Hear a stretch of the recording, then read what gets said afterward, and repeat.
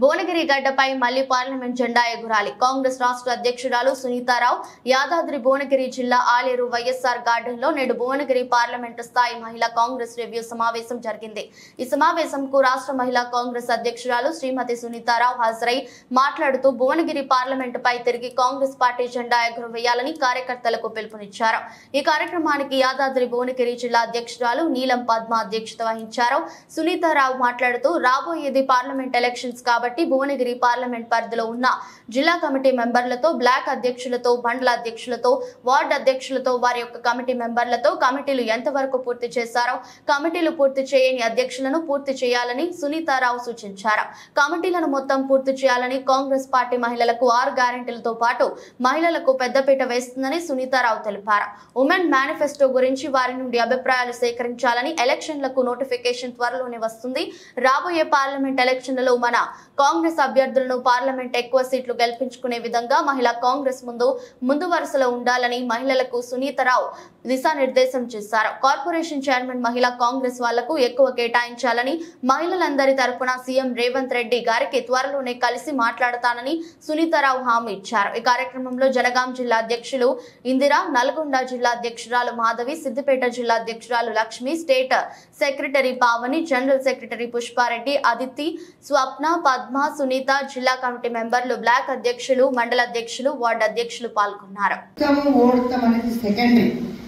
ఇక్కడ కూడా నేను అదే చెప్తున్నాను. గోషామల్ నియోజకవర్గం నాది కాకుండా కూడా నేను వెళ్ళి అక్కడ కొట్లాడడం జరిగింది.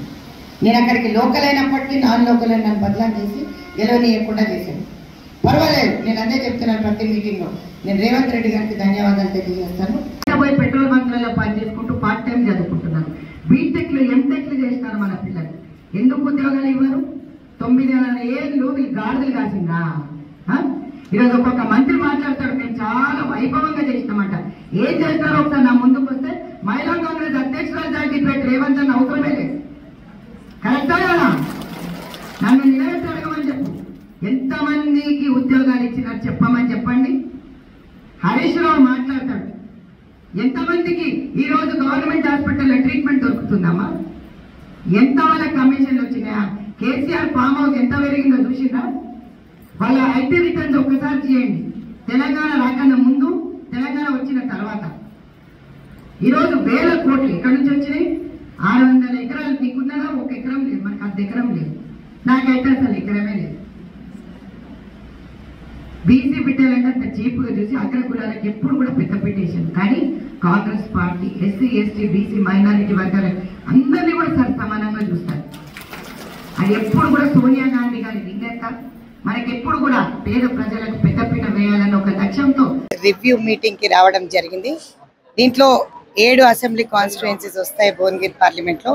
దానికి సంబంధించిన అధ్యక్షురాలు కూడా ఇక్కడ జనగామే కానీ, యాదాద్రి భువనగిరి జిల్లా, సిద్దిపేట, దాంతోపాటు నల్గొండ అధ్యక్షురాలు కూడా ఇక్కడికి రావడం జరిగింది.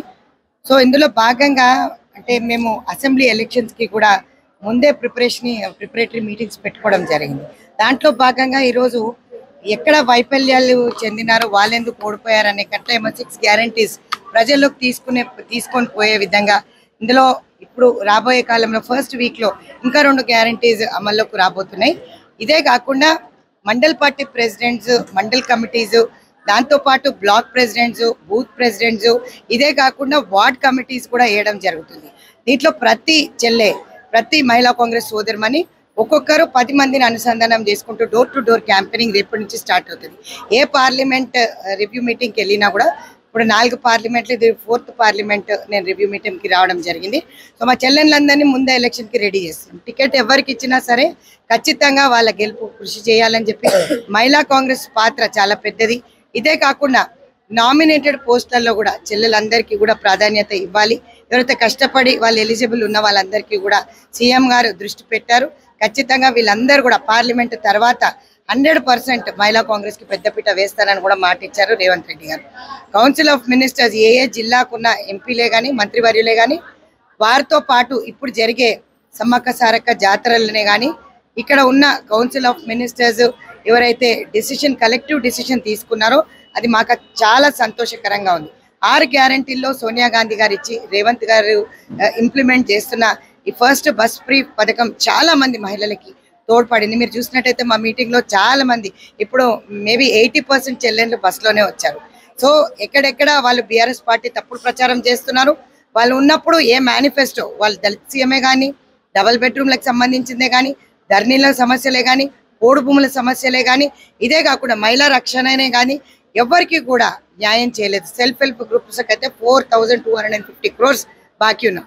పావులా వడ్డీ, అభయహస్తం లాంటి మంచి పథకాలు తెచ్చిన కాంగ్రెస్ పార్టీ ఈరోజు నిజంగా కూడా మహిళలే మళ్ళీ కాంగ్రెస్ పార్టీకి పెద్దపీట వేసినారు అసెంబ్లీ ఎలక్షన్స్లో. అదేవిధంగా లోక్సభ పార్లమెంట్ ఎలక్షన్స్లో కూడా ఖచ్చితంగా మహిళలు పెద్దపీట వేస్తారనే నమ్మకం 100% కాంగ్రెస్ పార్టీకి ఉంది. కాబట్టి అందరికన్నా ముందు మహిళా కాంగ్రెస్ ప్రిపరేటరీ మీటింగ్స్ నడుస్తున్నాయి. దీనిలో భాగంగా చెల్లెళ్ళందరూ కూడా చాలా ధర్నాలు చేశారు. అసెంబ్లీ ఎలక్షన్స్ అప్పుడు మహిళా కాంగ్రెస్ పాత్ర చాలా పెద్దది. ఈ బీఆర్ఎస్ బీజేపీ కలిసి ఏ విధంగా జీఎస్టీలు, వ్యాట్లు, పెట్రోల్ డీజిల్ ప్రైజెస్, సిలిండర్ ప్రైజులు, నిత్యావసర సరుకుల ప్రైజులు ఇవన్నీ కూడా వెంటనే మాకు ఏ విధంగా అంటే చాకు పెట్టి పొడిచినట్టు ఉండే. వాస్తవంగా ఒక పూట తిండి తినలేని పరిస్థితి. రైతులు కూడా చాలా సఫర్ అయినారు. అన్ఎంప్లాయ్మెంట్, ఇదే కాకుండా అన్ఎంప్లాయ్మెంట్ అంటే మా పిల్లలందరూ కూడా ఉద్యోగాలు రాకపోవడం. సో ఇవన్నీ కూడా మా మేనిఫెస్టోలో క్లియర్ కట్గా మేము రూపొందించాం. ఆ మేనిఫెస్టోకి సంబంధించి ఇప్పుడు అందులో గ్యారంటీస్ ఎలా 4 గ్యారంటీలు ముందుకు వచ్చాము. అప్పుడే అంటున్నారు 30 రోజులు కూడా వాళ్ళు కామ్గా కూర్చోలేని పరిస్థితి ఉంది.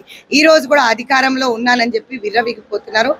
రాబోయే కాలంలో బీఆర్ఎస్ని బీజేపీని పక్కకి జరుపుతామని చెప్పి ప్రజలందరూ చెప్తున్నారు. కాబట్టి వాళ్ళకు ఉనుకు పుట్టి తప్పుడు ప్రచారం చేయడం బంద్ చేసుకొని ప్రజా సమస్యల పైన మీరు ముందంజలో ఉంటే చాలా అట్లీస్ట్ అరోకొరనో మీరు వచ్చే సీట్లు అయితే గెలుచుకుంటారని నేను అనుకుంటాను.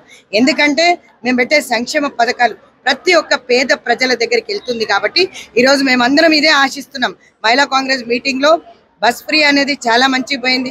500 రూపాయల సిలిండర్ కానీ, 200 గృహజ్యోతి కింద ఇప్పుడు ఇచ్చేదే కానీ, 10 లక్షల ఇన్సూరెన్సే కానీ, రాబోయే కాలంలో ఇంకా 100 రోజుల్లో 6 గ్యారంటీలో 100% ఇందిరమ్మ ఇండ్లే కానీ ఇవన్నిటికి కూడా పెద్దపీట వేస్తానని చెప్పే విధంగా మాట ఇచ్చాము.